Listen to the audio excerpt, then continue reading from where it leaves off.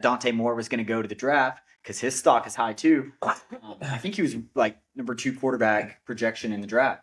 There's speculation that he didn't like. There's word on the street that he didn't want to go to the draft because the Jets were going to take him. Really?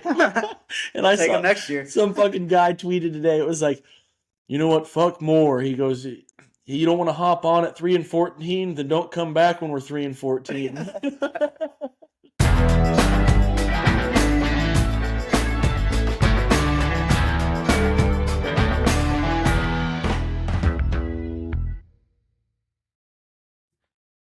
Gentlemen and ladies, welcome back. This is episode 14 of the GarageGang podcast. Apologies for getting this out a day late. I had some business to attend to yesterday, and then as you can see, this isn't even the Garage Gang anymore. This is more just like the Garage Duo because one of our members isn't here yet again. Today, he's not even online. He's dodging the chip like it's the fucking plague. Yeah, this is the second or third week in a row that he's been slated to eat this chip, and he's been sick. He's been duck hunting. He's out of town without service. He can't even jump online. He's everywhere but here. He hates us. Yeah. That's pretty much what it boils down to. But next episode, Tanner will be here. He's coming back like Saturday or Monday or something. So next episode, this is episode 14. Episode 15, Tanner will be here. He's going to eat the chip. It's sitting in my pantry, waiting to be eaten. And yeah, so next episode, that's how we're going to kick things off. Tanner's going to eat the chip, and we're all going to have fun laughing at him. Hey, but I promise to our viewer out there, okay? If he decides that he's not going to be here, I'll kidnap him. We'll find a way. I will put that on record. I will fucking find him, get him here, and he will eat the chip. You have my word. All right, let's start us off with some Hall geography questions. I don't like these anymore. The listeners like these, or at least a few of them do, because we keep getting requested to do more of them. So today I've got 4 for you, Paul. 4. 4? Each worth 25 points. You need 3 to pass. What the fuck? I'm going to start you off with an easy one. Okay. Can you name the continents of the world? If you would like a hint, I can give you 1 hint. I don't need a hint. No, you got them all? Probably not all of them. Okay, let's see what you got. Continents. Continent. I know. Give me. I know a few off the rip, but I'm trying to gather myself for. Yeah, just start knocking them out. North America. Okay. South America. Okay. Asia. Okay. Antarctica. Yeah. I got 3 more. That's good. You knew how many there were. That was my hint I was gonna give you. I know there's 7. Come on, man. You got North America, South America, Asia, Antarctica. Europe. Europe. It's 5. You got 2 more. Fuck. I'm trying to remember which ones you've said. Okay. North America, South America, Europe, Asia, Antarctica. I don't think I know the last 2, man. Do you know the last 2 before Googling it? Yeah, I think so. What's it start with? One of them starts with an A. The other one starts with... They both start with A's. What? Yeah. 2 A's? A's. One of them's known for Africa? Africa is one of them. The other one is known for I would say surfing and I'm going to sound like a really big dumbass if this one's not alligators. Right. And Australia. Yeah, Australia. You know what? That wasn't as bad as I thought it'd be. Let's be honest with each other. I couldn't think of what Australia was known for. I was blanking hard. Alligators? You could have said Steve Irwin, baby. All right. We'll call that a pass. I think multiple choice, you get that one. The fact that you knew there were 7 is impressive on its own. I mean, you're pegging me as a dipshit right now. Well, some people, you wouldn't know. You get asked that on the spot. All right. What country is the home of the Eiffel Tower? What country? What country is home of the Eiffel Tower? France. There you go. Yeah. Come on, you're out of man. 50. I'm telling you. You're a little better at World Geo than you are Texas. I paid attention in school. Sometimes. Y'all studied world geography in Ohio or Iowa. Jesus. Iowa, man. Get it right. All right. Here's one. What is the official language of Australia? That's fucking horseshit. The official language of Australia. Is it just English? Yeah. Let's go, dude. Oh, dude. I really Let's wanted you go. to say like Australian. Some stupid shit. Yeah. Oh, Dang, I was really hoping to get you there. kind of on a roll right now. You are. This one you're not going to get. Okay. Can you name all of the planets in our solar system? This is kind of fucked up. What does this got to do with geography? This is geography. Bullshit. It's the lay of the land. Geography question? What the fuck? I could do it, I think. There's a acronym for it that I can't remember. I can't remember the acronym, but I think I know them all. Never eat sour watermelon. That's the directions. Pluto. Not a planet. Sure. You already maybe. missed. Listen, it comes around and goes around. I'm counting it, okay? You're going back to front? Yeah, I'm gonna try. I don't know them in order. I'm just gonna go off of what my brain's feeding me. Uranus. Okay. That was a horrible way to phrase that. Yeah. I'm not eating any anus. But Uranus, Mercury, I'm not eating any A. All right. Uranus, Mercury. Jupiter, Neptune, Earth. Good. Do that one. Fuck. Saturn. Fuck, man. That's names. 6. You're missing 2 then. I don't know which ones you've said. Come on, man. Fucking get it together. You're going all over the place. Help me help you. Uranus. Pluto. No, not a planet. Fuck you, man. It's a planet. Mercury. Okay. Earth. Okay. Neptune. Okay. Saturn. Okay. I'm missing one I just said already. I think you said Jupiter. I said Jupiter. Okay, I know which 2 you're missing. Fuck. The biggest planet in the solar system you're missing. Is that right? Yeah. Fuck me, man. Right next to Earth. Right next to Earth? I think both. You're missing both of the planets next to Earth. This ain't even geography. It's all right. 75's good. I don't know. All right. I think I would. You're gonna say them, and I'm gonna be like Mars. Oh, Mars. That's the biggest one. Fuck me. And then you missed Venus. I thought I said that. Nope. You said Uranus. We're gonna check the tape. Neptune. We're gonna check the tape. What is the acronym for that? Because he goes Mercury, Venus, Earth. I don't know. Fuck it. All right, let's move on to what y'all came here I didn't do for. bad though. No, you got 75%.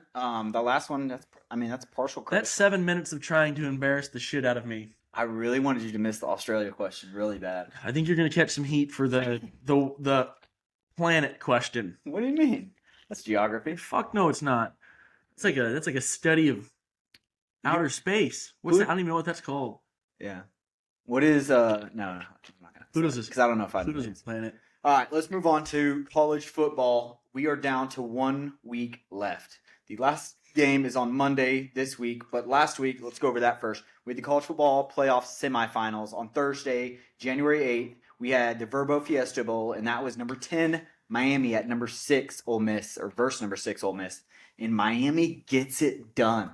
They move on. I thought this was the end of the road for Miami. I thought Trinidad Chambliss was going to be too good, but Miami pulls it off 31-27. What's your take on this? What do we think about Miami at this point? I mean, my take is they should have won by like a lot more. Yeah, they had pick 6, right? Yes, I believe. Getting games mixed up at this point. But like Chambliss threw 4 balls that should have been intercepted. Like not they were drops. Yeah, like drops by the defenders. But I mean, come the fourth quarter, Chambliss geared up, led his team down the field, took the lead. balled out. But I think we all kind of knew that Miami was going to find a way to get it done. Yeah, this was one of the better playoff games we got to witness. Ole Miss Georgia was fantastic as well in the quarterfinals, but this one, I mean, the week before, Chambliss looked like a world beater, a Heisman contender against Georgia's defense, and he goes up against Miami and plays pretty bad in the first half, I'd say. Yeah, for a good chunk of that game. Yeah, like Miami kind of took care of him kind of the same way they did Ohio State, where it was like they got him off to a slow start and they played Miami's game, which is slow, which is, they have long drives. I think in this game against Ole Miss, they had 2 or 3 drives that were 8 minutes plus. And Carson Beck ran it well. Yeah. That would, to my surprise. That's an underrated piece of his game for sure. And he's not like an elusive runner. He just like is a runner that gets a few yards. Oh, he's going to get you 5-6 yards, Yeah. and it's going to be downhill, and you're going to be staring at second and short. Yeah, this is the game where he drops back throughout like the 5-yard line and he pulls out to the left side and no one's home. I mean, we have every right to believe that play was like designed. That final play to win the football game. Yeah. What was there 10 seconds left, 15 seconds left? Everybody was running drags and crossers to the right corner of the end zone. All they had to do was buy a little bit of time with that tired ass defense, and Carson Beck could make up his mind. Am I gonna run it or is somebody open? Nobody open. He could have fucking literally walked in. Yeah. Which he kind of did. Yeah. Fuck, man. Yeah. I hate Miami, though. I don't like Carson Beck. And they're like, oh, what a moment for Carson Beck. The guy's fucking, it's his 8th year. Yeah, he's the same age as Bryce Young. I just saw this the other day. He's the same age as Bryce Young and someone else. Trevor Lawrence. 2 guys that have been in the NFL for years at this point. He's the same age as them. Same high school draft. And he's a national champion already. So, like, they have a grizzled veteran quarterback. And it's kind of showing that's what you need. And a defense that is lights out. Oh, my gosh. They're mean as shit. Yeah. Chambliss was running for his life. It just makes me think, how did SMU and Louisville beat this squad? I don't have a clue. Like, I'd have to go back and check the box scores on that because it had to have been like multiple turnovers in the red zone. I think it was they shooting themselves in the foot. But at the end of the day, like I've said it, I think SMU all year long, I know their record didn't end up being great. Good offense. Yeah, they were in the hunt for the ACC title pretty much the whole year until they lost, I think, their last game, which bounced them. And just think I was mother effing Miami. They don't deserve to be in. They don't, and here we are. Yeah, and they've had a tough road, too. I mean, on the road at College Station. They go play Ohio State. Yeah. Now they play Ole Miss. And they beat Ole Miss. I mean, they had the winner of Ole Miss, Georgia. Like, they had the toughest road for sure. 100%. And they're there.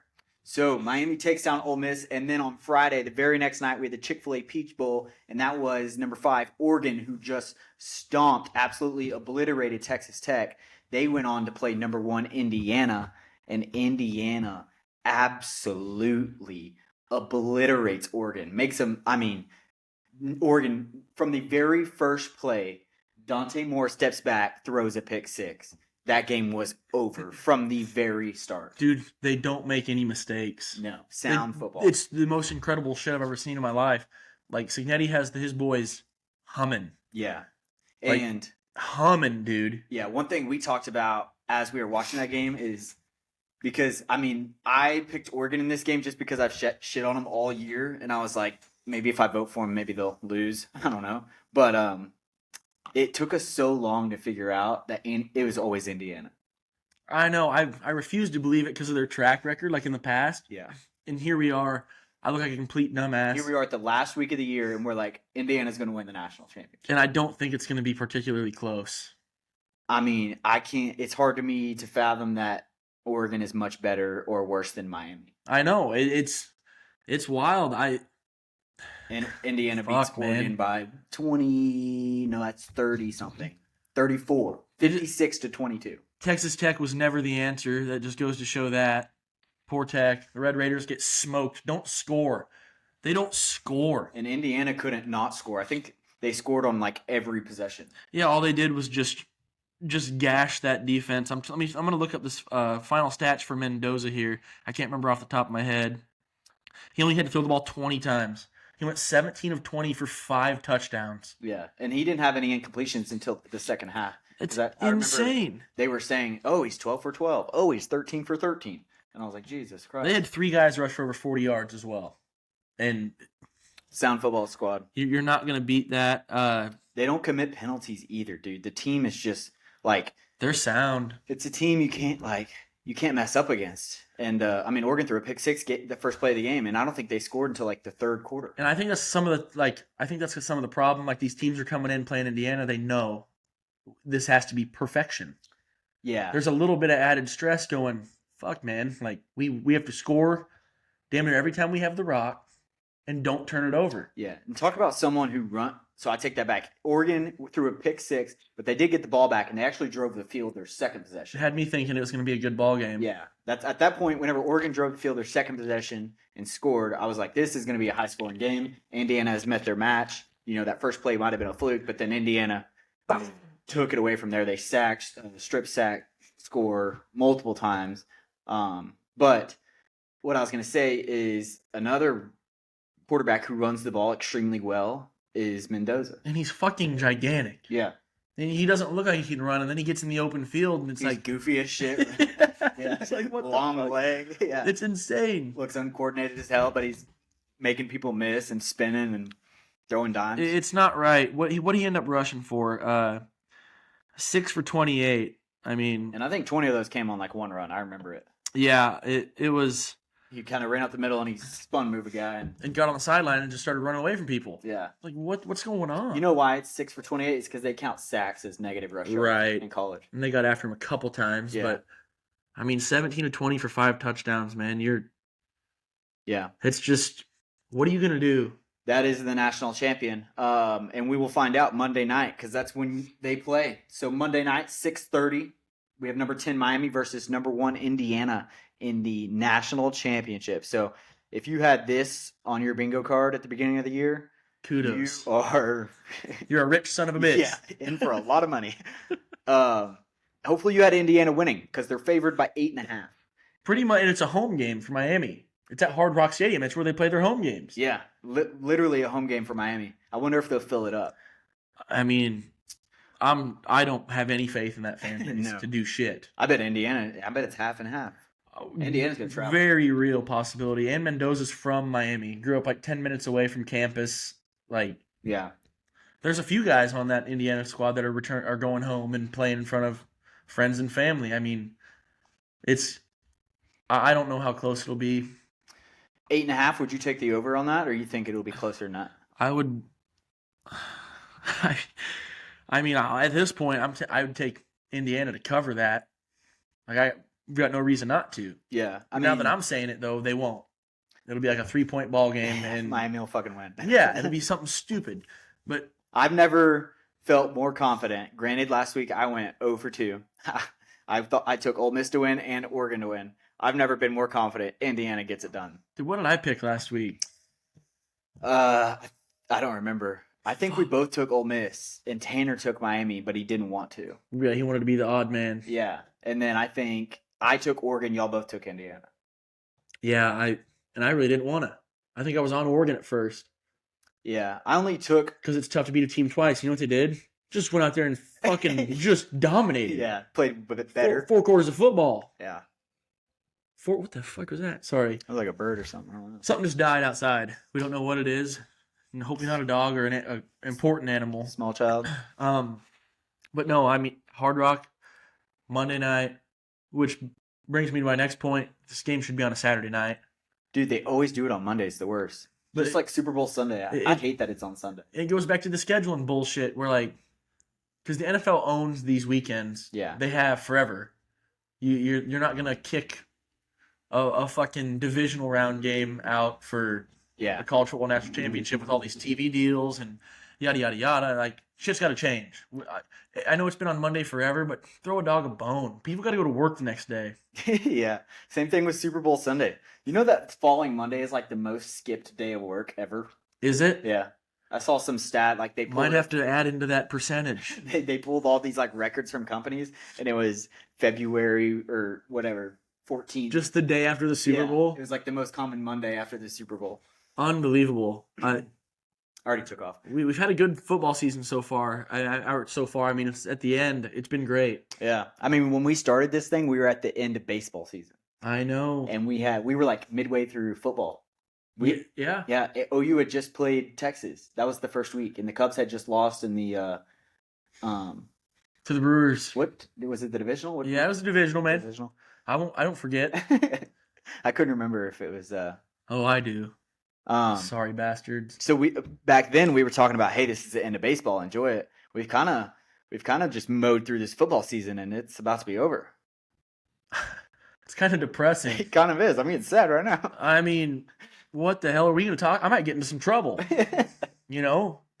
Yeah, I mean, I don't know what the hell we're gonna talk about. My, But my grandma's FaceTiming me. I can't answer that right now. Dude. Hopefully nobody's dying. you should answer. I'm gonna answer it. No, don't answer it. Oh, she hung up. That could be not good. All right, I'm taking Indiana 8.5. I'm gonna take them to cover it. I like it.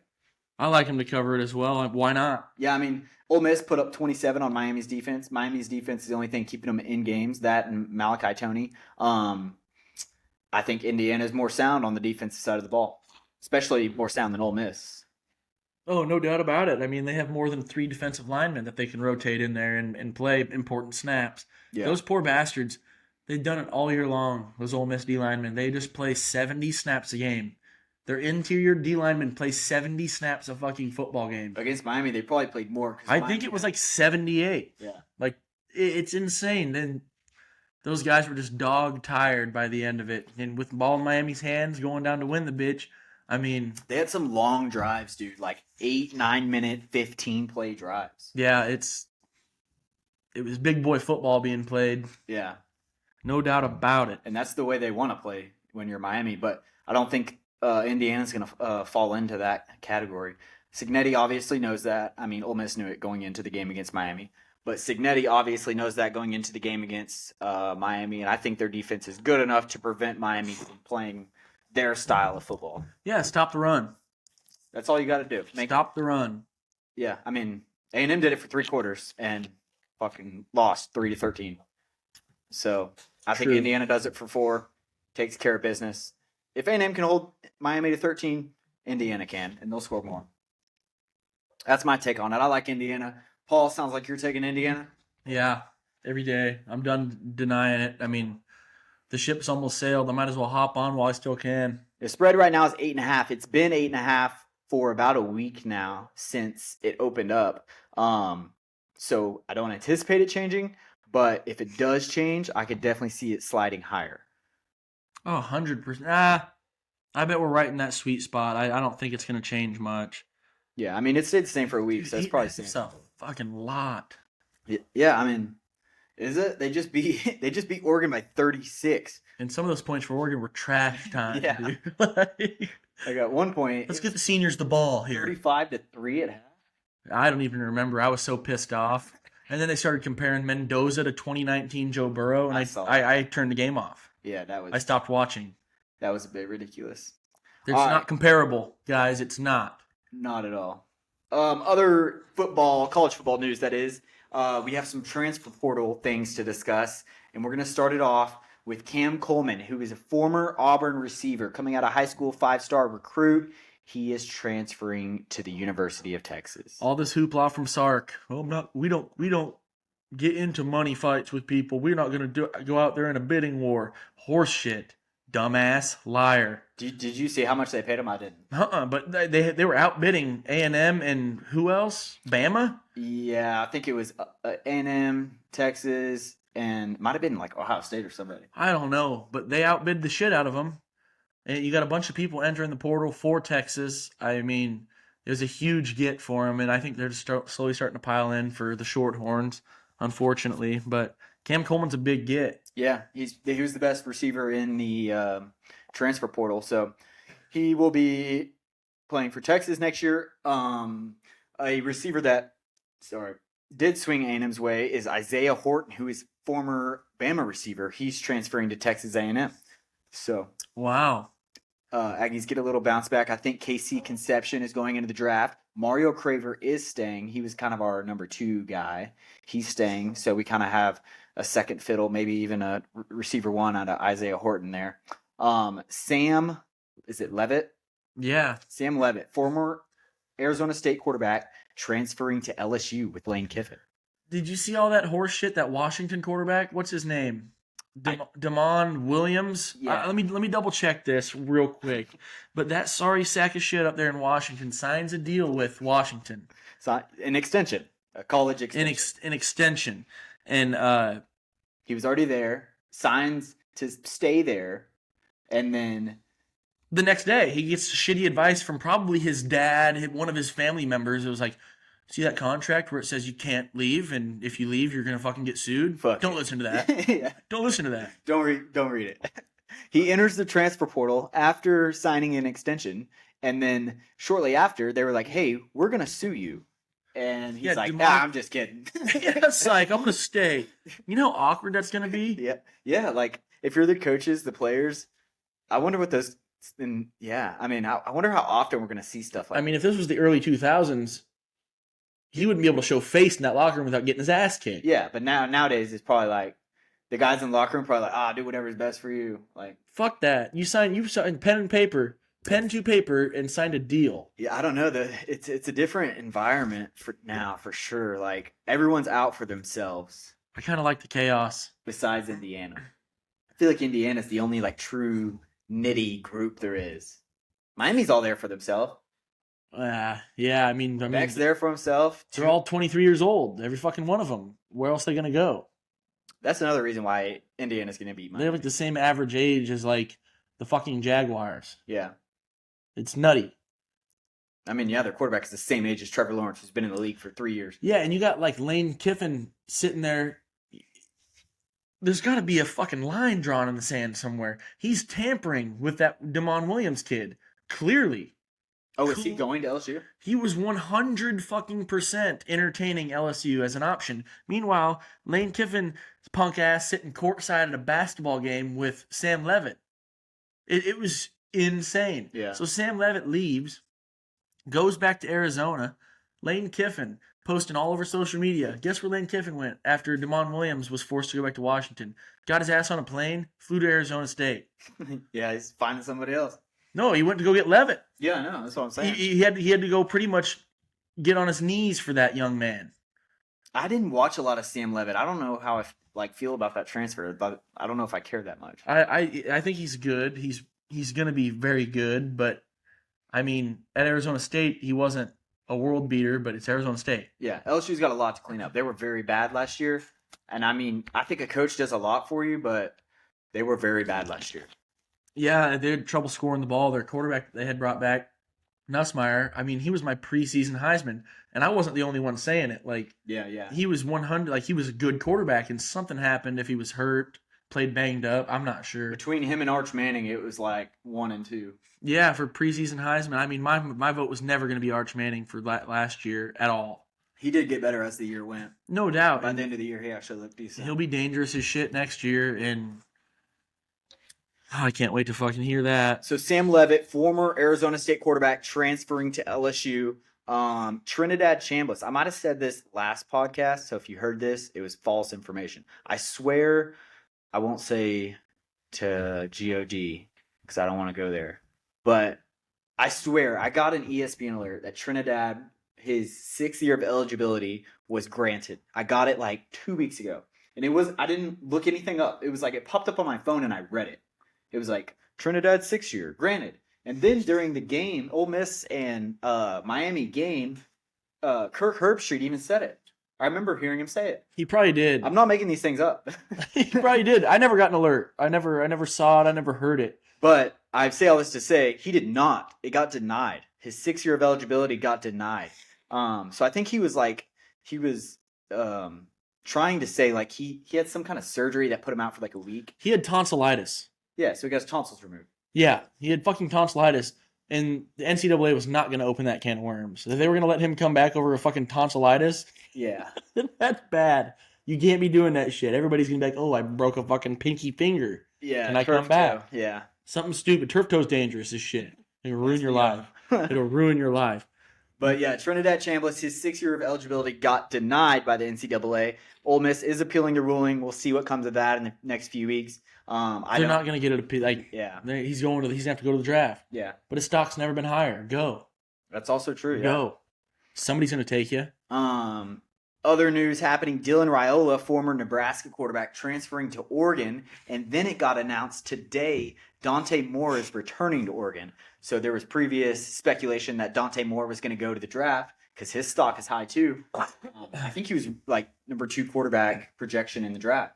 There's speculation that he didn't like. There's word on the street that he didn't want to go to the draft because the Jets were going to take him. Really? And I take saw him next year. Some fucking guy tweeted today. It was like, you know what? Fuck Moore. He goes, You don't want to hop on at 3-14, then don't come back when we're 3-14. That's great. Shit, man. The Jets are miserable as fuck. So Dante Moore returning to Oregon. That was announced today, and about 3 days ago, Dylan Raiola announced he was transferring to Oregon. Mhm. So, and there's a lot of people being like, "Oh no, what's Raiola going to do now?" I think it's all part of the plan. I think he knew that Moore was going to come back. He's coming back from a broken fibula, dude. Dante Moore? No, Raiola. Oh, So like he's going to go to Oregon. They're going to do exactly what they've been doing. Where Herbert was there, I think Bo Nix sat a year behind how Herbert. old is Raiola? He's played at Nebraska for like 2 years, 3 years. Something like that, but medical redshirt. He broke his fucking leg. Not tonsillitis. Not tonsillitis. There's a huge difference there. But no, I think they did it with Herbert was there. Bo Nix sat a year, and then Dante Moore sat a year behind Bo Nix. You know why? And here we go, Raiola sitting behind fucking Dante Moore. Raiola's going to Oregon because I saw on Twitter a few weeks ago Pat Mahomes in an Oregon jersey. Yeah, he lost a bet. He lost a bet. People are like, "Oh shit, you can't script it any better. No.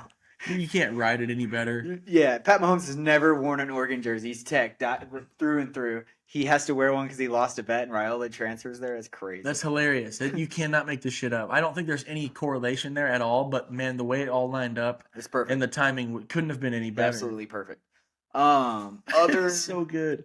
Other transfer portal news. I'm not sure who either of these guys are. Paul, you want to take us through Well, I don't have my computer's being. Hussein Longstreet? Who is this?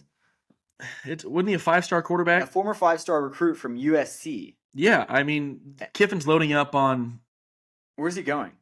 Adding depth and talent to the quarterback room. going to LSU. Oh, he is? Yeah. Okay. So he's a former 5-star recruit. He went to USC and he's transferring to LSU. And this is it Hussein Longstreet? Yeah. Hussein? I don't know, something like that. The other one we have that's also going to LSU is Landon Clark.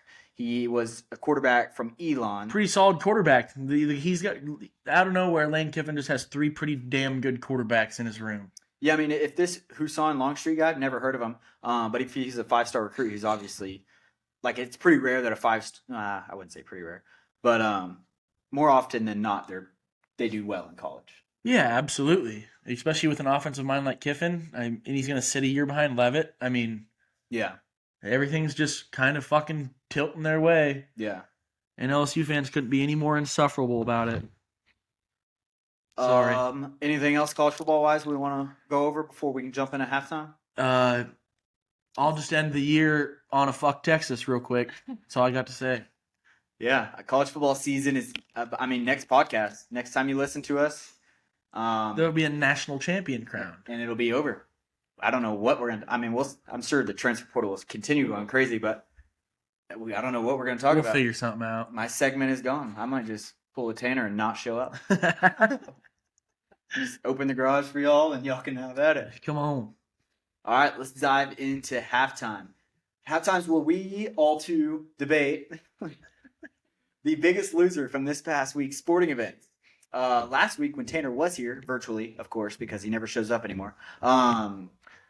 He had He had the USA Olympic Committee, and I had Texas Tech's offense because they looked atrocious against Oregon, and Paul had Trey Lance because he's still playing football for the Chargers, and he played in their week 18 game, 17, whatever it is. He's still bad. And he's horrible. He's still bad. And the Yellow Pants are gross. Tanner received 1 vote. That's it. You can count them all on one finger. 1 vote. Tanner got 1 vote. It wasn't even him either, which is, props to you, Tanner. Whoever that is, you probably paid him. There's some loyalty there. Yeah. Paul had 3 votes, one of those being Paul. So Paul got 2 more votes. There's some loyalty there. Were you soliciting votes? Absolutely not. Absolutely not. If I was soliciting votes, I'd have whooped everybody's ass. I got 12 votes, so people agree with me. I even looked at some of the people that voted, and they were like some of our tech guys. So it's just them hating on their own team. Yeah, it's just disappointment and sadness. Yeah, they just acknowledge like our offense is. We've all been there. Yeah, for sure. So yeah, I won. Paul also kind of won because he didn't lose, and then Tanner lost, but he's not here. So this is a really fun. Tanner's punishment will be eating the chip with a loser hat on next week. That's what we should do. He should have to wear it the entire episode next week as he suffers through the chip. Yeah, I agree. I kind of miss him, you know? Yeah, he kind of Like a rash, you know? I miss him a little bit. All right, let's dive into this week's biggest loser. So a lot has happened this week. I mean, it's currently Wednesday. We're recording, and most of the football action literally happened a week ago. It happened on like Thursday, Friday, Saturday, Sunday, Monday, if you count NFL as well. Yeah. Paul, you want to get into it? I think you should start. I'm gonna go the Philadelphia Eagles. Oh, yeah, that's a good one. The Eagles. I mean, they go out, they win their division, and they're playing the Niners. The Niners are arguably the most injured NFL football team still playing. The Niners had no business winning this game. The Niners just lost the week before to Seattle, who has a good defense. They lost to them 13-3. I said on last week's episode, I said, you're about to see the same game when the Niners go play the Eagles. The Eagles on the back half of the year, their defense has been, I think, number one in every category, including scoring. And there's some good defenses this year. I mean, we have the Texans, Chargers defense has been balling, Broncos defense is balling, Seattle's defense. I mean, there's good defenses. And Eagles defense topped all of those teams. And they go out against the Niners and suck. Bad. Jalen Hurts sucked. Everyone. AJ Brown sucked. All of them. Horrible. Top to bottom. I mean, they were favored by 4.5 in the game, and they lose 23-19 in the wild card round. All year they were sitting at the number 1 seed. I think the last week of the year they had a chance to grab the 2 seed, but they sat all their players preparing for a big playoff push. So they end up taking the 3 seed in the NFC, and then they lose to the Niners, who are, I mean, beat and battered. They have, I mean, they're playing without pretty much everybody. They have Brock Purdy and Christian McCaffrey. About it. Greg Jennings, Juwan Jennings. Yeah. That guy's a fucking freak. Yeah, he is good. Greg Jennings is that guy from the old video game with the broken leg. Put the team on my back, though. But, yeah, George Kittle goes down in that game, too. That's a tough look. Sad deal. He might be out at the beginning of next year. But this is about the Eagles. The Eagles suck. I hate the Eagles. They're the biggest loser. Yeah, that's my pick. I'm just going to keep it simple here as well. I'm going to keep it in the NFL. The Steelers. 3rd straight year going 10-7, getting in the wild card round and getting fucking bounced. Yeah. Getting bounced. They're the king of being above 500, but not being that good. Yeah, and you know what? It's a mix of a lot of things. They made a change with Tomlin. Be interesting to see where he goes, who lands him, but whatever. That's not what it's about. The Steelers. I think I saw a deal where the Browns have started like 35 different quarterbacks than say like the last fucking 10 years. something like that, right? And the Browns have more playoff wins than the Steelers do in that time span. And they've fucking had and guess who it was? Baker fucking Mayfield, baby. Baker Mayfield. I knew it all ties back. Every single argument you have, it all ties back to OU somehow. No, just Baker, dude. But no, it's the Steelers, and a colossal. It's every year. Nobody's surprised, and they're finally making a change. Biggest loser, Steelers, man. Dude, the Steelers are the worst team in the world to watch play football. It's some atrocious shit. I can't even do it. The one game that they had that was enjoyable to watch was the game before the wild card round against the Ravens, where their offense actually looked decent. It's because the Ravens' defense was bad. That bad, yeah. But you know what's crazy? And I almost texted you this that night because we were watching Steelers-Ravens, and you were like, "This is the best game I've seen in a while." Like you were hyping it up because you're a big Aaron Rodgers guy. I love Aaron Rodgers. I'm not a big Aaron Rodgers guy. I really don't give a shit. So you were like, you were at the top. You were like, "This is awesome!" Like this. Just trying to get excited, you know. I know. You know what? I almost like. I literally typed it out and then deleted it because I didn't want to burst your bubble. I was gonna say it's not gonna matter in a week. I think it was inevitable. Because the winner of that game has no chance in the playoffs. It was inevitable. I mean, but sue me for getting excited, like, you know? Like, we all know who the top dogs in the AFC are, and it's not the Steelers. No. But I kind of wanted, I just wanted the Steelers to win, man. Yeah. But I didn't send it. I wish I had because that would have made – I mean, the Steelers got blown out by the Texans. And Stroud didn't even play good. I would argue he played bad. But yeah, I think Texans had 2 defensive touchdowns in that game. They had a pick 6 and a strip sack returned. Yeah, it was unbelievable. Rodgers fumbled a couple times as well. So of the Texans' 30 points, well, I mean, we're about to get into NFL, but of their 30, I mean, 14 of those came in from the defense. It was a disgusting fucking football game leading up to it. CJ Stroud, there's not a human who could look more like dog shit and still find a way to win. And he's clapping and shit, telling the fans bye-bye. Guy played so fucking poorly. He's not even finding a way to win. His defense is. It's wild. It is fucking wild. Is that Will Anderson Jr.? Oh, Freak. dude. Freak. They have a defensive lineman who has 115 sacks. What? 115 sacks, and he didn't make a Pro Bowl. Not this year, like over the course of his career. Nobody's talking about him. I don't even know his fucking name. I don't know. 115 sacks is I know this year. unheard of. Myles Garrett, Nick Benito, the guy for the Giants. I forgot his name. I'm blanking on his name. I want to say Barnes, Maybe. something like that. I can see him. He's gigantic. Anyways, let's dive into the NFL. Okay, so that ends halftime. Danielle Hunter is his name. Yeah, Is that guy's name? Anyways, go on. I'm not a diehard Texans guy, so I don't know it like that. Nobody does. That's the problem. Also, the AFC, I don't ever get really too interested in. That might be like just a Cowboys thing of me. But like, most definitely is. if there's an AFC game, if there's an AFC and an NFC game, granted it's not like Bills Chiefs, I'm watching the NFC game. Well, yeah, because it probably means something at the end of the day for the boys. Yeah. So that was our halftime segment. I had the Philadelphia Eagles, who looked like absolute poop against the Niners. They should have won that game, I think. I mean, everyone had them picked to win the game, and they didn't. They lost to the injured Niners, and then Paul had the Steelers, who slipped into the playoffs and then got curb stomped by the Texans. That's what I'm just speaking with my heart, and I got to stop doing that. What do you mean? Picking the Steelers to do anything correct. Oh, yeah. No shot. All right, Paul, take us into Wild Card Weekend. What happened last weekend? Is one of the better weekends of football in general. College football, NFL football, fucking Canadian football you'll ever see in your life. What is it? It was 4 straight days. It was Friday through Monday. Mm-hmm. 4 straight days of solid ball. And how fitting of the Monday night game just let us down. Anyways, we'll start Rams at Panthers. I didn't think this was going to be close. No. At all. Neither did Vegas. I'm seeing here Rams were favored by 10.5 going into it. Rams up 17-7. Stafford underthrows the ball, which I think he's playing with a broken fucking finger on his throwing hand. For the past 3 or 4 weeks, Stafford has been weird. But he followed through on a ball, and it's like his index finger on his throwing hand. He's cooked. He's cooked. The Rams are in deep dog shit now. You're about to have I'm about to make a statement here in a couple minutes. Yeah. But no, Panthers hung around. Yeah. Panthers played good. And word on the street is, I guess one of the Rams players said when they went down to take the lead on the Panthers, Stafford said, "Let's go snatch these guys' happiness." Hearts.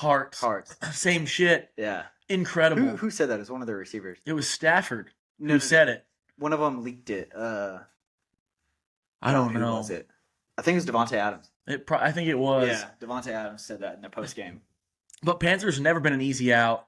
No. Not this year, Are anyways. they still doing the pod?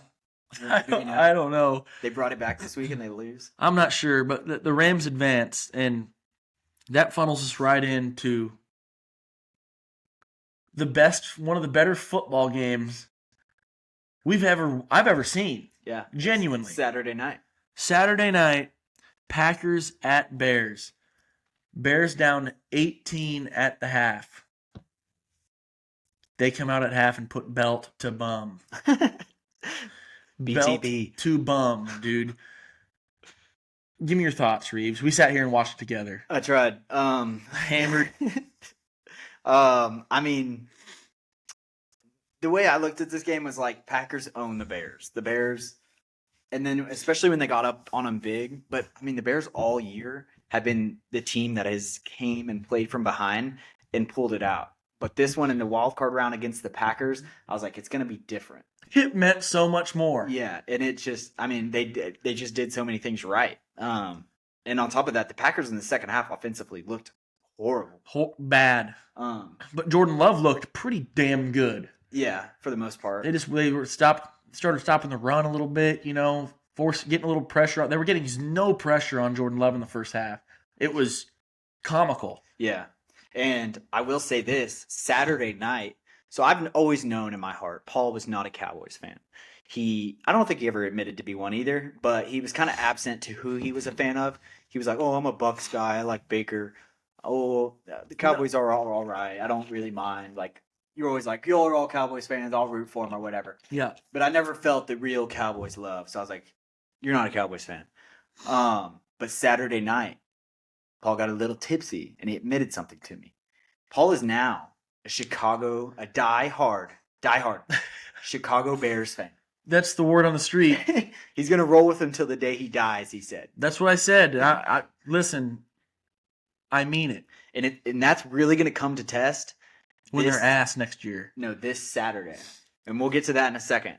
But this Saturday, that's going to come to test because I'm going to see where your loyalty lies. I mean, listen, dude, we sat here, we had a bunch of beers. I'm a Cubs fan. There's nothing that can ever shake me from being a Cubs fan, right?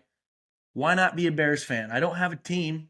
Why not just go all in on this? My dad's a Bears fan. I just been find a Bears it fan very his whole life. ironic that the Bears have been terrible the past however many years, and this year as they're about to win the wild card round, you're like, I'm a Bears fan. There's nothing ironic about it, Reeves. You hop on the fucking bandwagon when it's hot, okay? That was and I follow like big Barstool guy here. A lot of Bears fans up there. I listen to Bears everything all day, pretty much, right? Like after that win was fucking incredible. Yeah. It's one of the best trilogies you'll ever see in your life. They split the season series and beat them in the playoffs. And it never shakes out like that if you're a Bears fan. Like I said, my dad's been a Bears fan since fucking 85. In Chicago too. I mean, like that's good for the 100%. Good for the morale. I'm a Bears fan. I've got no other thing. I got nothing else to say about it. It's just you're a Bears fan. Do you have any Bears gear? No, I'm gonna have to get on that. You might only have 1 week left, so you better. Right, and I know like they're gonna probably be poop and like for like nothing. Ben Johnson's a very likable guy as well. He went into that locker room and said, "Fuck the Packers." Oh yeah, they hate each other. Fuck that handshake afterwards too. Incredible. Oh yeah, they shake and get out real quick. But one thing that we didn't talk about yet about that Bears game was that 4th and 8 with about 5 minutes left. Caleb Williams rolls out to his left, makes a throw that you're not going to see another quarterback make. Both feet were in the air. Yeah. Drops it in a breadbasket. Little Brett Favre-esque. Dude, disgusting. Yeah. Game on the line. He's pressuring his face. And he just delivers. The cardiac fucking Bears. I don't know what to think about Caleb Williams. He has times where he makes plays like that, and you're like, he's the most athletic person I've ever seen. And then he has times where you're like, he paints his fingernails, and he's getting sacked 10 times a game. Right. And making bad decisions. The first 3 quarters are just atrocious. And then the 4th quarter hits, and it's like, okay, it's time to go. They have a good run game, too. That DeAndre Swift, 100%, helps out a bunch when your quarterback's struggling, you can lean on it. Yeah. And defense Swift and Mongai are 2 great backs. Yeah. But no, Caleb in the 4th quarter, it's unbelievable. And you got the hot mic in the huddle. He said, "We got him right where we want him. Let's go." And they did. DJ Moore breaks the Packers' hearts, not once this year, but twice. Yeah. Pretty unbelievable. I mean, Saturday delivered. You had Rams 34-31 against the Panthers. Yep. Panthers put up a good game against the Rams, who were heavy favorites. And then Saturday night, you had the Bears pulling off a 17-point comeback against the Packers. And that's like arguably the biggest rivalry in football. Saturday delivered. So good. At Soldier Field, freezing cold. The stars were out. Like, unbelievable. Yeah. I've watched every possible video that came out of Soldier Field that night. As a diehard Bears fan. No, and I want everybody to know I mean it. Like this, I didn't have a team. Here we go. I'll stick with them through thick and thin from here on out until the day I pass away. I mean, your team was the Bucks last year.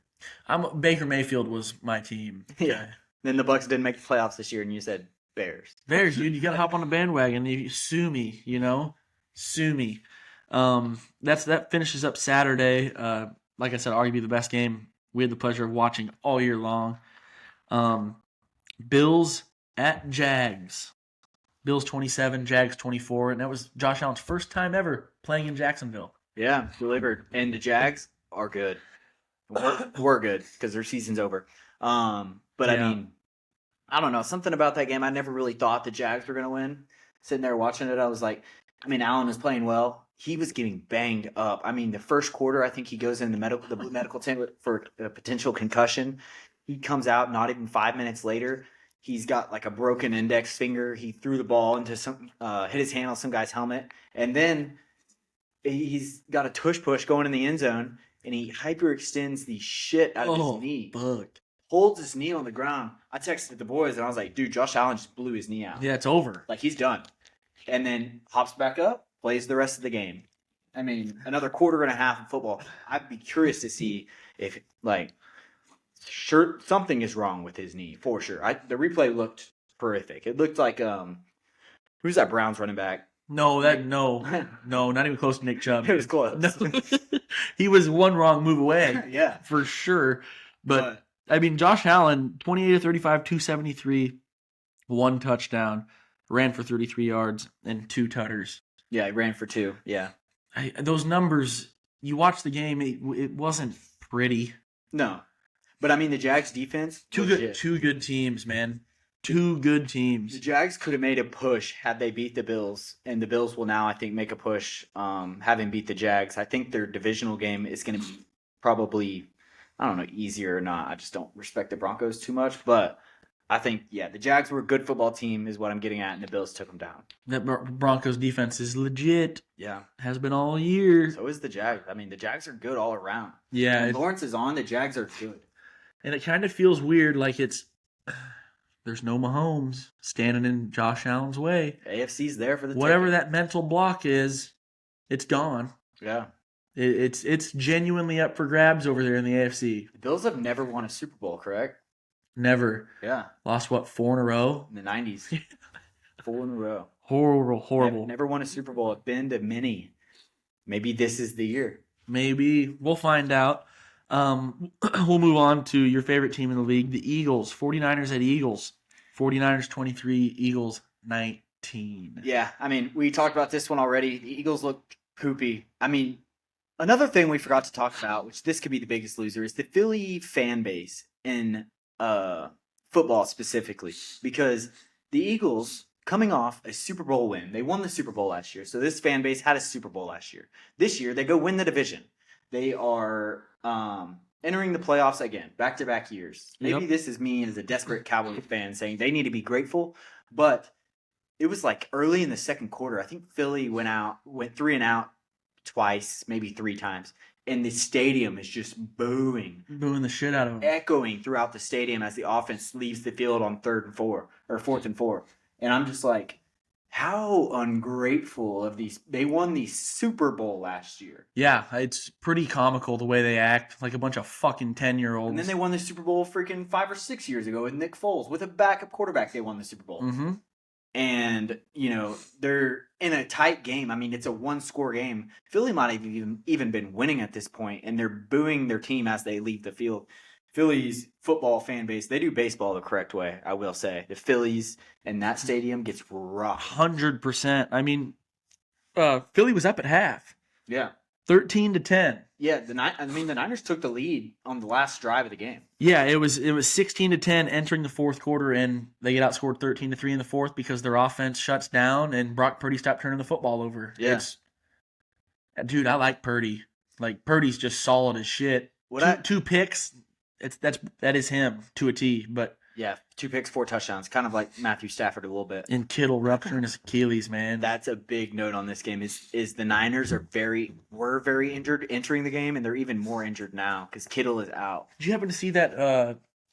There's like a conspiracy theory going around, which I don't know how much of a conspiracy it is anymore, as a matter of a fact. About the tequila? No, that's a fact. That's a fact. Shout out George and that owner. I mean, shit, that's badass. No, there's like a fucking electromagnetic power plant, right next to their practice field, and I guess it weakens tendons and ligaments, and everybody's just been like CMC last year. Fred Warner in the Super Bowl, Kittle in the wild card round. Yeah, something's not right. All their injuries, they're tracking back to it, and they did like some data on it, and apparently, it deteriorates your ligaments and tendons. Yeah, slowly but surely. And these guys aren't breaking bones. They're rupturing Achilles. They're blowing knees out. Yeah. Like, weird shit. Yeah. Granted, it's the NFL and people are smashing each other. Right, but you're like that's a play that Kittle has made 500 times this year. Yeah.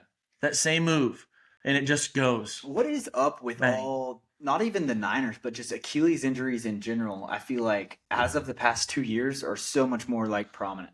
Yeah, It even makes me like, I go out there I'm like doing random shit. I'm like, dude, I need to stretch my ankles. go out there and play slow pitch. I'm laying on the ground stretching. Yeah, like I'm not popping an Achilles and I'll be able to walk for 8 months. Yeah, I got work. I got shit to do. I'm gonna be doing this shit.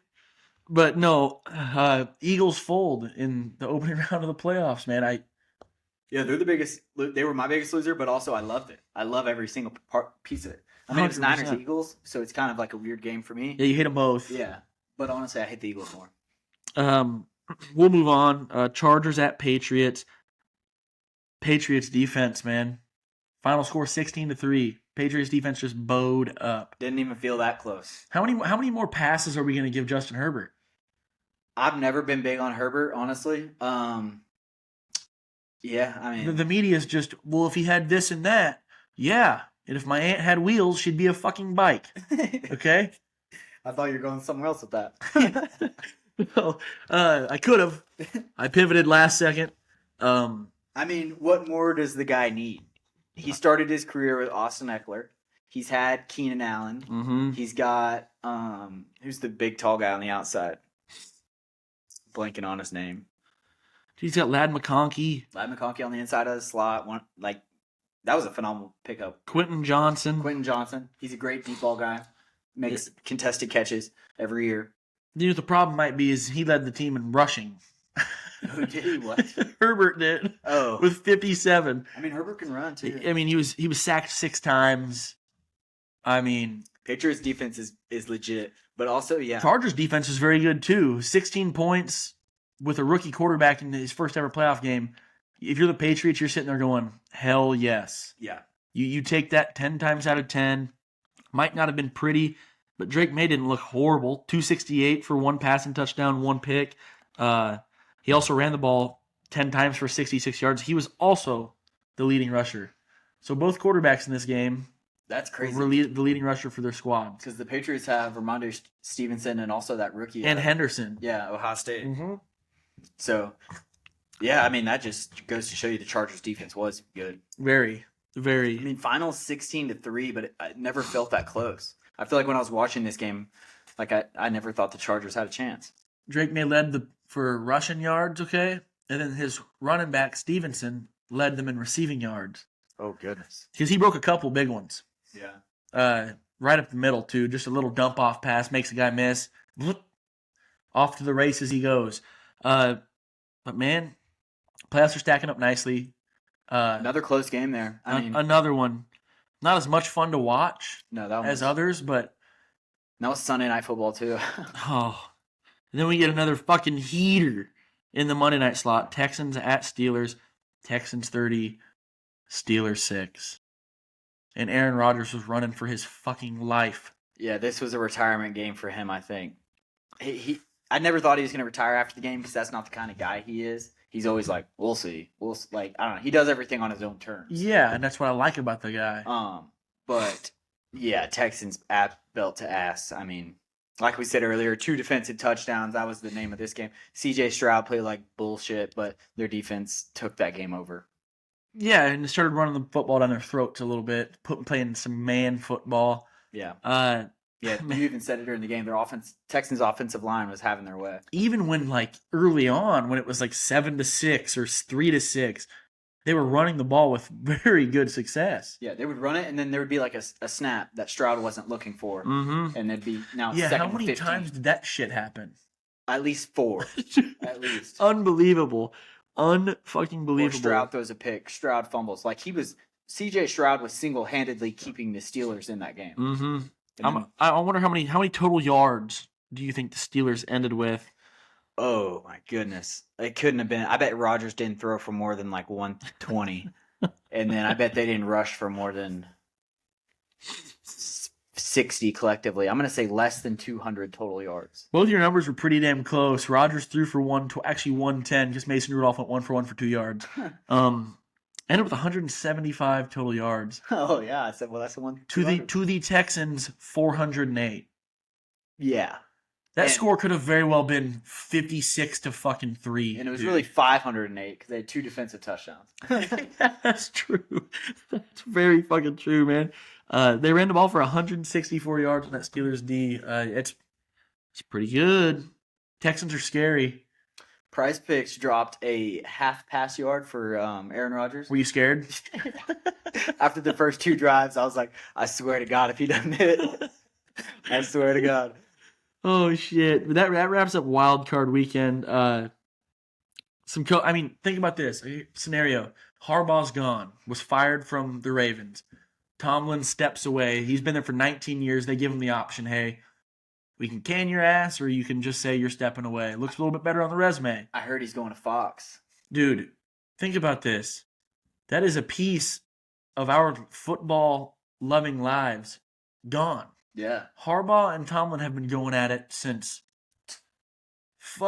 Yeah. forever. But Tomlin announced he will not return to coaching. Is that true? That is true. And word on the street is he's going to Fox. I could listen to Mike Tomlin talk. I could too. I'm looking forward to that. I like Mike Tomlin. Harbaugh, on the other hand, has announced he does plan to return to coaching. Oh, that sumbitch will go And word on the street, wherever. he's going to New York to the Giants. If he loved himself, he wouldn't do that. Why not? Dude, they're young. building something there. They are. They're missing the coach. They're just missing a coach. I mean, I hope it doesn't happen. Yeah, for your Cowboys' sake, you better hope to God Giants Harbaugh haven't stays been away. good since the early 2000s, and I like it that way. Eli Manning, baby. Holy shit, what a time that was. The helmet catch. Yeah, and there's currently 9 open head coaching positions in the NFL. Yeah, he'll find a landing spot. But I do think Tomlin will be a man. I don't think he'll return. I think you're right. He's a man of integrity. 19 years with the Steelers, man. He wants to retire that way. Yeah, you know what? Go call your 1 game a week and make $1 gazillion doing it, and Yeah. just Show up on Fox with Bradshaw. And all yeah, that. hell yeah, like old Steelers, like Hall of Famers, like join the crew, hang out, enjoy retirement, just live a little. Yeah. He's earned it. Another interesting thing. So Mike Tomlin was the head coach for 19 years. So that's since 2007. At that time, I was 9. Yeah. You were 8 I was 8. or 9. 9. Or 10. Yeah, about to be 10 years old. The Yeah. iPhone hadn't come out. Yeah. Since 2007. So 19 seasons, Mike Tomlin was the head coach. Another crazy thing, since 1969, the Steelers have only had 3 head coaches. That's the stat I was thinking of. And then the Browns have had 35 different head coaches. Oh, I'm sure. Yeah. That's fucking Probably insane. quarterbacks too. That is nutty. Yeah, so since 1969, Steelers have had 3 head coaches, that being Chuck Noll, Bill Cowher, and Mike Tomlin. Chuck Noll was a savage. Dude, Chuck Noll was their head coach for like 35 years. Yeah, I mean, hell of a run. Yeah, Bill Cowher, I think, was like 15, and then you had Tomlin at 19. But I know the Steelers are my biggest loser, and that's strictly because they can't win in the playoffs. It's become a laughing point. But if you're the Steelers, you got to be a little excited. You know, like you love Tomlin, but everybody was ready to see him fucking go. Yeah. You got your pick of the litter. And I'm pretty sure this is also a fact, is Mike Tomlin has never had an NFL losing season. Nope. 19 years, he's finished above 500 every single time. Or at least 500. Yes, like Yeah. consistency, man. Consistency. But that just leads to the exit in the wild card. Every year. Yeah. Past 3 years. I mean, you can't make the shit up. But, like, you have people calling it before the season. We're going to go 9-8 or 10, now 10-7 with an extra game. And they'll make the wild card and they'll get fucking bounced. People have been calling it correctly at the beginning of the season for fucking 3 years now. Yeah. It's no mystery. And they're always like that 6 seed too, so they have to play someone good. Yeah, they get like a stout fucking defense coming in. They get like a 3 seed. And you're 10-7 because your quarterback's been fucking mediocre. Yeah. You know, the defense is usually pretty good. Yeah. you got like 1 pass rusher. Yeah. I mean, it is what it is. Step into the playoffs and just get throttled. I've got no remorse for the Steelers at all, but we'll look ahead to some matchups. Divisional round coming up. I'm excited. There's a few good ones. Bills at Broncos on Saturday at 3:30. The Bills open at a 1.5 point favorite in Denver. Taking the Bills. Ooh, Josh Allen's year you think it is? for the AFC.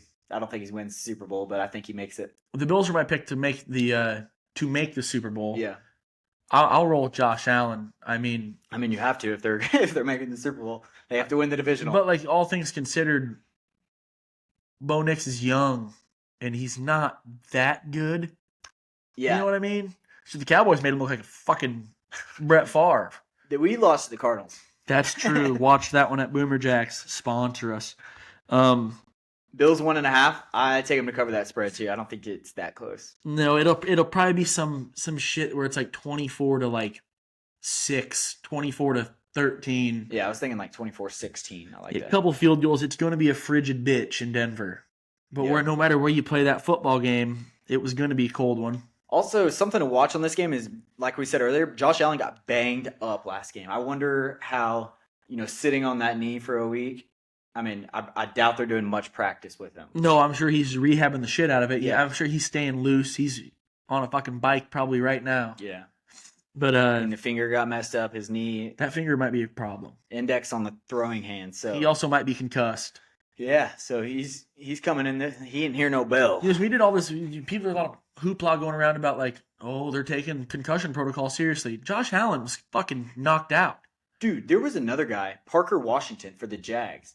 He literally stumbled and fell on his face and came back in the game. Yeah, it's playoff football, baby. Yeah. Bad up. Playoff football, fire me up. But I like the Bills there, going into Yeah. Denver and getting the job done. This one's intriguing. I don't think so. 49ers at Seahawks. Seahawks open as a 7-point favorite. No Kittle. I think this is the end of the Niners' run. Very well could be. They play a stout Seahawks defense. And Seahawks just beat them 2 weeks ago, 13-3, when they had Kittle.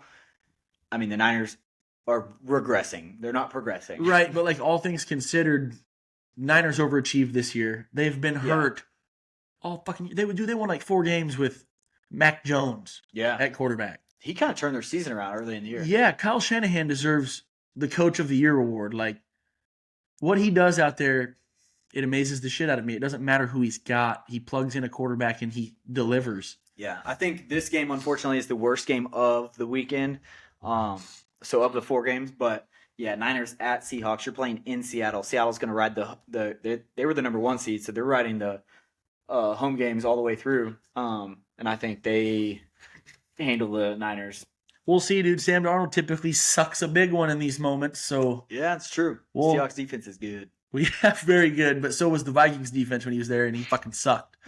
I can't get that out of my head until I see something different. All he's done is suck in those moments. But I'm not even. I'm saying like it doesn't even matter. Right at the Like end of Stroud sucked last week, and they beat this shit out of the Steelers. yeah, Stroud sucked, and they beat him bad. yeah, that's fair. That's fair. I'll take the Seahawks. I don't know if they'll cover or not because of the Darnold situation, but Seahawks covering. I Defense think- probably scores. I don't like him to cover at all. 7 points. I like it. At all. Give me Purdy to cover the spread. We'll move to Sunday. Shit starts ramping up a little bit. 2 good games. Dude, 3:30. We have the Texans going on the road to Foxborough to play the Patriots. 2 fucking mean defenses. What is the point total on this game? Texans defense probably the best in the league. My guess, I haven't looked yet. I bet that it's like 42 2. and a half. Yeah, I like that. Texans defense, probably the best defense in the league, playing the Patriots. Patriots just gave up 3 points to, who did we say? Chargers. Chargers, yeah. I mean, Patriots defense gets better week. 40 and a half is that line. 40 and a half. That Yeah. is crazy low. Very. I'd hammer the over. I don't think I would, honestly. Life's too short to bet unders. With how bad Stroud played, I mean, if to hit over, I think Patriots have to score at least 20. Dude, this Texans defense poses some serious problems. That's what Some fucking serious problems for a young quarterback in the playoffs. That's what I'm saying. For that point total to go over, I think the Patriots have to score like 28. I know it's cliche, two good defenses, but it's going to come down to the quarterbacks. Who is going to play better? Who is going to be able to get their team down the field against these good defenses and put the ball in the fucking end zone? Who runs the ball better? I think it's Wesley, the Patriots. Wesley Marks, though, for the Texans, man, that sumbitch can run. Yeah, but I mean, Patriots got a two-headed monster back there. Yeah, they'll always be fresh. Ah, man. I like the Patriots. I like the Patriots too. I really do. All of our picks are the same right now. They're 3.5 point favorites. It's going to be right around there. It's going to be a close game. Yeah, low scoring too. Yeah, I don't think either team's capable of running away with it. I could. By the way, Stephon Diggs choked at Chef. The NFL pushed back his court date to after the Super Bowl, so he's able to play. Roger Goodell's a piece of shit. And I'll die on that hill. You good on that one? You want to touch on anything else there?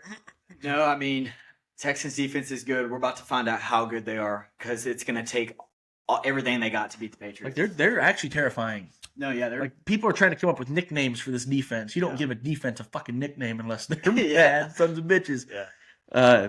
But no, I'm looking forward to Sunday's going to be a good one. Yeah, both of them.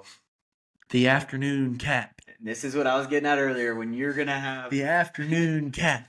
you're gonna have some decisions to make. My decision's been made. It was made Saturday night. All right. We have the Rams going on the road as 4-point favorites against my Chicago Bears. My Chicago Bears. And the reason I said Paul's got some decisions to make is because all year Paul's picked to win the Super Bowl. It's a win-win here. I'm so early in my fandom with the Bears that if they lose and the Rams win, I'm a genius. You're Right? the worst diehard fan I've ever seen. No, I'm kidding. I really want the Bears to win. Like, football is good when the Bears are good. Is it? Yeah, 100%. We sat here and had 12 beers together, right fucking there, and we watched an incredible football game, Yeah. and the Bears were in it. I mean, And it was won a it. great comeback. Yeah. I think. Yeah. Stafford's a little banged up. His finger, it's going to be 12 degrees at kickoff. I want your Bears to win. I think. Like, come on, man. I don't even think I want it. I just think they will. But, like, I just think. here's the problem is, like, you got Puka Nacua. You got Higbee. They have weapons out the wazoo. Kyron Williams. Stafford or the Rams on the back half of the year, they're like their last 3 games, and then also the wild card round against the Panthers. They just haven't been what they were early. But they're not. This is not Sean McVay's first rodeo. He's gonna come in with a game plan that is gonna put them in a position to win. And fuck, man, I don't know. I mean, Rams are 4-point favorites. You know what? I'm gonna take the Rams. At Chicago, freezing cold. Last game they played in below freezing, they lost to the Eagles last year, who ended up going on to be Super Bowl champs. Yeah, and Saquon ran for like 3,000 yards. Yeah, I think it was like the backwards. Was that the? No, it wasn't. I don't Whatever. remember who they were playing on the backwards hurdle. I'm gonna take the Rams. Actually, I revoked my Bears pick. Duh, You talked Bears. to me, you said Puka Nacua, and I was like Rams. Yeah, I mean they have a lot more weapons than the Packers do. Yeah, Man, it's gonna be a tough one. But the place is going to be 57,000 people in there.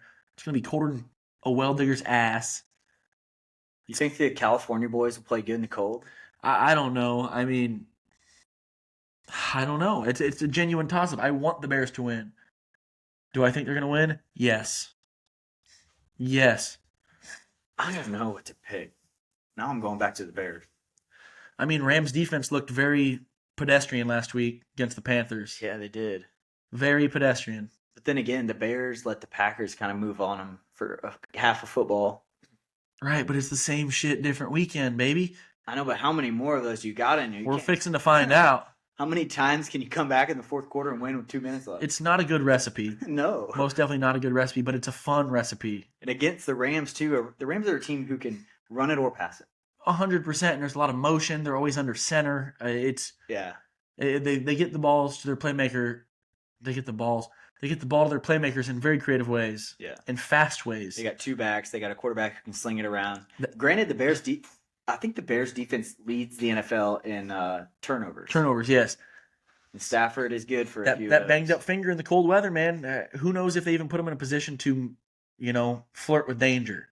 I'm going I mean, Bears. it's Matt fucking Stafford. Come on, baby. Come on. I'm going Bears. I think Stafford has a turnover at a bad time, and the Bears win this game. I think so. And it's going to be like some historic bullshit where, like, Also, the the Bears- double doink with Cody Parkey a few years ago, or in 2018, like, it might come down to a kick. And I think the Bears kicker I think Santos buries it. Yeah, I mean, he's got to be used to kicking in the cold, so yeah. Absolutely. He's been there for freaking... He kicked the shit out of the ball last weekend. kept him in it, Yeah. lingered around. But, I mean, Yes. we've So, got a great weekend ahead of us. divisional round, 3 great games with the Bills, Broncos, Texans, Patriots, Rams, Bears, and then probably not a good game with Niners, Seahawks. We'll see how the Niners pull out. Maybe Brock Purdy, maybe Christian McCaffrey has a big day against the Seahawks defense. Maybe not. Any other NFL news? How No. long are we? No NFL. We're at hour 14 right now, but I got to say something about my Chicago Cubs.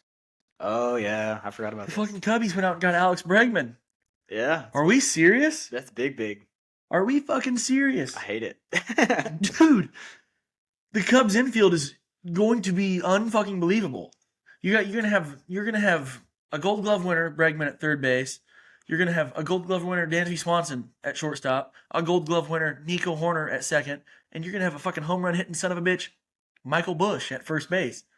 The Chicago Cubs, the Ricketts family shelling out some dough.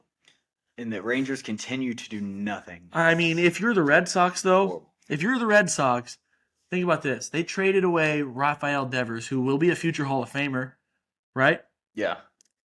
Saying, not future Hall of Famer, but he was good. dude, he's already a World Series champ with the Red Sox, and they let the staple, the cornerstone of their franchise, traded him with the promise that we're gonna keep Bregman around. Mm-hmm.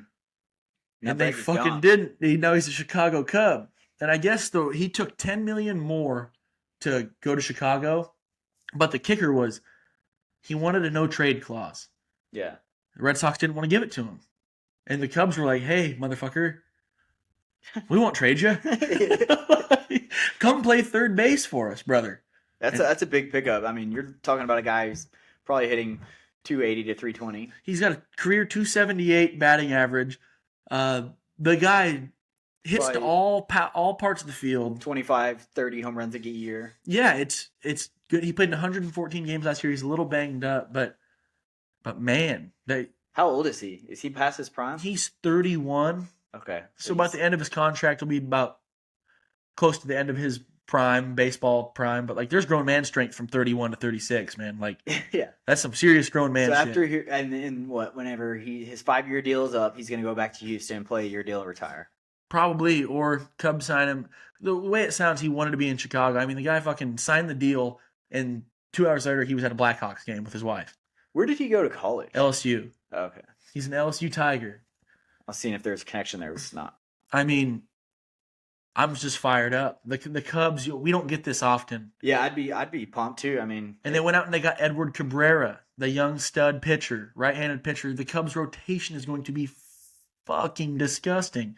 They're putting all their chips in.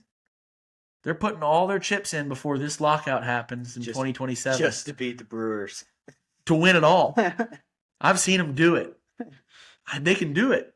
Think about it. They were starting with a guy named Matt Shaw last year who was a rookie and really couldn't hit me, you know? You're bringing in a fucking Silver Slugger winner, a Gold Glover to play the hot corner. Brother, the Cubs have put all their chips in the... Brewers are still good, though. Yeah. Fuck the Brewers, man. They're in your division. I don't give a shit. They don't want us again. They don't. Yelich is an old bag now. Yeah. He's an old bag. Now, that Contreras guy, he needs to quit hitting fucking home runs against my Chicago Cubs. That makes me depressed. But all things are leading in the right direction for the Cubs, and it's William, right? William Contreras, not Wilson. And Arenado. Yeah, Nolan. Where'd he end up? That Diamondbacks? Yeah, he did. He just got traded like a few days ago. Dude, he left the Rockies because he wanted to play in more playoff games. And he went to the Diamondbacks. He left the Rockies to play for the Cardinals to play in more playoff games. Hey, zero. Yeah. Played more with the Rockies than he did with St. Louis, and now he's like, fuck this. Did he? Yes. With the Rockies? And like his early on, first year or two of his career, they played in the playoffs with Nolan Arenado. Shit, I don't remember that. I must not have been watching. Probably got beat by my Cubs or something. I was probably like 5 years old because I don't remember. What the fuck, dude? When did the Rockies make the playoffs last? Let's look. We got 12 minutes before our thresholds really hit. And a lot of people have probably stopped listening at this point. But this is just for our enjoyment. Yes, this is just us shooting the shit. Rockies last playoff appearance. 2018. You know who was on that fucking team? 2018? Wow. Bang. How do I not remember that? Wild card round against They were swept by the Brewers. Oh, that's why I don't remember. Yes. So we'll go around and they were swept. So It's over in 2 days. games. Yeah, it was over on a Monday and a Tuesday. It was over. Yeah. It's a Monday, Tuesday, and they were out. Yeah, he played more playoff games with the Rockies than he did with the Cardinals. And Wilson Contreras left the fucking Cubs. That prick went to St. Louis, and it makes me so fucking happy that he has found nothing but dog shit. I am that happy shitty city. Bregman is out of the American League. I am happy about that. He can't hurt you anymore. No. He can't. Oh, he could in the worst way possible, but What happens if our teams just line up in the World Series, dude?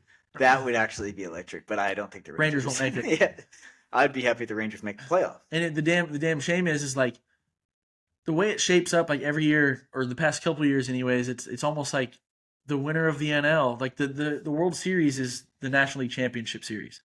You know what I mean? With the Dodgers and whoever they fucking play. 2023.